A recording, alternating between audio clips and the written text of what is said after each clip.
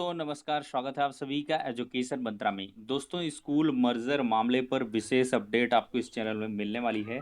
Division bench में याचिका दाखिल को लेकर क्या कुछ अपडेट है और साथ ही साथ स्कूलों का धड़ाधड़ होने लगा है विलय, इसके बारे में भी हम चर्चा करेंगे। तो चलिए दोस्तों वीडियो को शुरू करते हैं और साथ ही साथ दैनिक जागरण की जो एक शिक्षकों के प्रति एक कह लें कि रिपोर्ट थी, उस पर क्या कुछ माफीनामा दैनिक जागरण ने भेजा है, इसके बारे में चर्चा करेंगे। तो चलिए दोस्तों वीडियो को शुरू करते हैं। तो दोस्तों आप सभी को पता ही होगा स्कूल मर्जर मामले में जो स्पेशल अपील की तैयारी है वो हो ही रही थी कि इसी बीच एक पीआईएल दाखिल कर दी गई थी लखनऊ हाई कोर्ट की डिवीजन बेंच में, और ये पीआईएल खारिज भी कर दी गई। और पीआईएल में स्पेशली देखा जाए तो मर्जर का विरोध नहीं किया गया, मर्जर को खत्म करने की बात नहीं कही गई। एक तरीके से मर्जर को एक्सेप्ट करते हुए ट्रांसपोर्ट फैसिलिटी को प्रोवाइड करने की बात कही गई। और इसी वजह से बहुत सारे लोगों का ये कहना है कि ये गवर्नमेंट के द्वारा ही प्रायोजित याचिका यानी कि प्रॉक्सी पिटीशन है। और इसमें ऐसे लोगों के जो मतलब वक्तव्य हैं, तो उस माध्यम से कहा जाए तो उनका कहना है कि ये प्रॉक्सी पिटीशन थी। खैर कुछ भी रहा हो, लेकिन जो ग्राउंड्स थे उन पर कोर्ट ने सहमति नहीं जताई है और पीआईएल को खारिज कर दिया है। अब एक चीज़ ये हो रही थी, क्या डिवीज़न बेंच में अब मामला खारिज हो गया है पीआईएल का, तो क्या स्पेशल अपील भी खारिज होगी? तो दोस्तों देखा जाए तो ऐसा ज़रूरी नहीं है, पीआईएल का अलग मैटर है और जो सिंगल बेंच का ऑर्डर है उसको चैलेंज करते हुए डिवीजन बेंच में अपनी बात को रखना वो अलग मैटर है। लेकिन ज़्यादा चांसेस लोगों को ये लग रहे हैं कि डिवीजन बेंच से भी ज़्यादा चांसेस हैं 50% के अबव कि मामला जो है खारिज हो सकता है। तो खारिज मामले को लेकर ही आप चलें। अगर कोई राहत मिलती है, अगर मर्जर रुकता है डिवीजन बेंच से, तो काफ़ी बेहतर होगा। लेकिन अगर नहीं होता है तो इसमें आश्चर्यचकित होने जैसी कोई बात नहीं होगी। और स्पेशली देखा जाए तो माननीय सुप्रीम कोर्ट में जब ये मामला सुना जाएगा उसके लिए भी तैयारियां शुरू कर दी गई हैं विभिन्न टीम्स की तरफ से। देखिए इसमें ये तो हुआ है कि बहुत सारी टीम आ गई हैं। और मर्जर मामले में देखा जाए जो सबसे बड़ी कमी वो आई है वो ये है कि लोगों ने जल्दबाजी में जाकर के कोर्ट में याचिकाएं डालनी शुरू कर दी। और स्पेशली जो जन विरोध था, शिक्षकों का विरोध था, कर्मचारियों का विरोध था, डीलर संगठनों का विरोध था, वो कहीं न कहीं पीछे पड़ गया और कोर्ट वाला मैटर आगे बढ़ गया। और कोर्ट से जब ऑर्डर आ गया तो कहीं न कहीं एक मानसिकता कमज़ोर हो जाती है लोगों की कि कोर्ट से ऑर्डर आ गया है, अब इसका हम विरोध नहीं कर सकते हैं, या अब जो होना था हो गया। इस प्रकार की बहुत सारी चीज़ें, तो ये चीज़ें हुई हैं।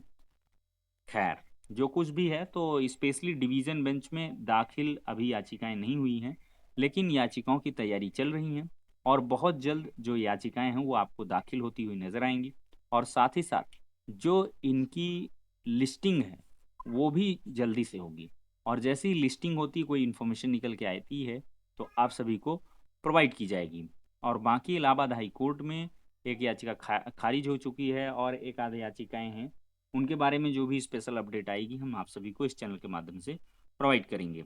लेकिन दोस्तों इसी बीच देखा जाए तो स्कूल मर्जर को लेकर या विलय को लेकर जो आदेश हैं वो धड़ाधड़ आने शुरू हो गए हैं। देखिए 1.5 दर्जन से अधिक स्कूलों का विलय हो गया है प्रयागराज में। नगर क्षेत्र के 6 विद्यालयों के शिक्षकों विद्यार्थियों को दूसरे स्कूल में भेजा गया है। और देखिए लखनऊ से बड़ी अपडेट है, स्कूली बच्चों को मिलेंगे बेहतर संसाधन। ये मर्जर की जो कह लें फायदे हैं वो गिनाए जा रहे हैं। निजी स्कूलों की तर्ज पर प्री प्राइमरी से उच्च स्तर तक की पढ़ाई एक ही परिसर में होगी, कोई भी स्कूल बंद नहीं होगा। विभाग ने स्पष्ट किया है कोई भी स्कूल बंद नहीं होगा, बल्कि और बेहतर होगा। एक स्कूल को प्री प्राइमरी तो दूसरे को प्राथमिक या उच्च प्राथमिक के रूप में संचालित किया जाएगा। इन्हें smart class, computer lab, open gym, बाल सुलभ फर्नीचर, वाईफाई, स्वच्छ शौचालय जैसी सुविधाओं से युक्त किया जा रहा है। अगले चरण में मुख्यमंत्री अभ्युदय और मॉडल कंपोजिट विद्यालय स्वीकृत किए गए हैं, जहां पर प्री प्राइमरी से कक्षा 8 तक और प्री प्राइमरी से कक्षा 12 तक की पढ़ाई की व्यवस्था होगी। शिक्षा में सुधार की सार्थक पहल है एकीकरण। संदीप सिंह बेसिक शिक्षा मंत्री जी क्या कहते हैं कि नई शिक्षा नीति केवल पाठ्यक्रम और डिग्री तक सीमित नहीं रखती है, बल्कि उसे सामाजिक नवाचार, जीवन कौशल और समावेशन के औजार के रूप में देखती है। प्रदेश में विद्यालयों का एकीकरण इसी नीति के लक्ष्यों की ओर एक प्रयास है। 2017 के पहले विद्यालयों में न बच्चे थे, न संसाधन थे, न शिक्षक थे। एक ही शिक्षक से 3 कक्षाओं का संचालन कराया जाता था। कई स्थानों पर विद्यालयों में छात्र संख्या इतनी कम थी कि वहां पढ़ाई का कोई औचित्य ही नहीं था। हमने विद्यालयों की दशा सुधारी, बच्चों को मुफ्त किताबें दी, ड्रेस आदि के लिए डीबीटी से सीधे खाते में पैसा भेजते हैं। एकीकरण से हर कक्षा और विषय के शिक्षकों की उपलब्धता होगी और साथ ही बच्चों को पठन पाठन से जुड़ी हुई हर आधुनिक सुविधा दी जाएगी। तो इनका ये कहना है कि एकीकरण से काफ़ी ज़्यादा लाभ होगा और स्कूल मर्ज होंगे तो टीचर्स बढ़ेंगे, संसाधन बढ़ेंगे, तो बेहतर शिक्षा मिल पाएगी। दोस्तों, ये देखिए 20 से अधिक परिषदीय विद्यालयों के विलय का आदेश जारी हो गया है। तो इस प्रकार के बहुत सारे जनपदों में जो विलय के आदेश आ रहे हैं और कई जनपदों में ऐसा देखने के लिए मिला मिला है कि 70 की छात्र संख्या वाले विद्यालय को भी मर्ज किया गया है। अब अगल-बगल देखते हैं कोई अच्छा विद्यालय है, अगर वो संसाधन में अच्छा रहा हो, तो वहाँ पर मर्जिंग हुई है। बाकी ये मर्जर का जो मामला है वो काफ़ी तेज़ी के साथ आगे बढ़ रहा है और मर्जर के साथ-साथ दोस्तों देखा जाए तो ये माँग जो है भी बढ़ सकती है कि और भी क्रांतिकारी स्तर पर विद्यालयों को मर्ज किया जाए और ज़्यादा से ज़्यादा देखा जाए तो हो सकता है इन केस इन फ्यूचर कि एनपीआरसी में आपको एक विद्यालय नज़र आए। मतलब जो आपका न्याय पंचायत स्तर होता है वहाँ पर सिर्फ एक विद्यालय रहे पूरे न्याय पंचायत में। खैर देखते हैं सरकार की क्या कुछ योजनाएं कैसे काम करते हैं। बाकी सुप्रीम कोर्ट से ये चीज़ें बहुत जल्द फाइनल होंगी और सुप्रीम कोर्ट इस मामले पर सुनवाई करेगा। फंडामेंटल राइट्स से जुड़ा हुआ मामला है और स्कूल मर्जर के विरुद्ध कहीं न कहीं आदेश सुप्रीम कोर्ट से पारित हुए हैं। अब देखते हैं उत्तर प्रदेश के मामले में सरकार के मामले में ये सुप्रीम कोर्ट की तरफ से क्या कुछ आदेश आता है। बाकी बीपीएससी की नियुक्तियों में दोस्तों बिहार की महिलाओं को 35% आरक्षण लागू हो गया है। जिस परीक्षा का रिजल्ट आना शेष है उनमें भी ये लाभ मिलेगा और बिहार लोक सेवा आयोग ने जारी कर दी है इससे रिलेटेड अधिसूचना। काफ़ी अच्छी खबर है बिहार की तमाम परीक्षाओं में, लेकिन महिलाएं सिर्फ बिहार की ही होनी चाहिए, बाहर की महिलाओं को ये रिजर्वेशन दे नहीं होगा। तो दोस्तों इस प्रकार की चीज़ें आई हैं। दोस्तों कल मेरे चैनल के माध्यम से भी ये चीज़ उठाई गई थी, आंकड़ों को लेकर हुई गलतफहमी। पेयरिंग के संबंध में इन्होंने स्पष्टीकरण दिया है दैनिक जागरण, गुरु जी की भावनाओं का सम्मान करता है जागरण।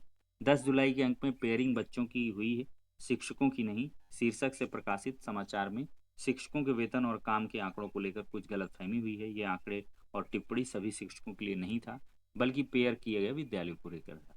उन्होंने ये भी कहा है कि शिक्षकों के वेतन पर आपत्ति इसमें स्पष्ट करना चाहते हैं कि ये वेतन उदाहरण स्वरूप उन वरिष्ठ शिक्षकों को दर्शाता है जो सेवानिवृत्त है। अब ये अपना जो है गोलमोल घुमा रहे हैं। संबंधतः जागरण अपनी बात स्पष्ट नहीं कर पाया जिससे शिक्षकों में नाराजगी बढ़ गई।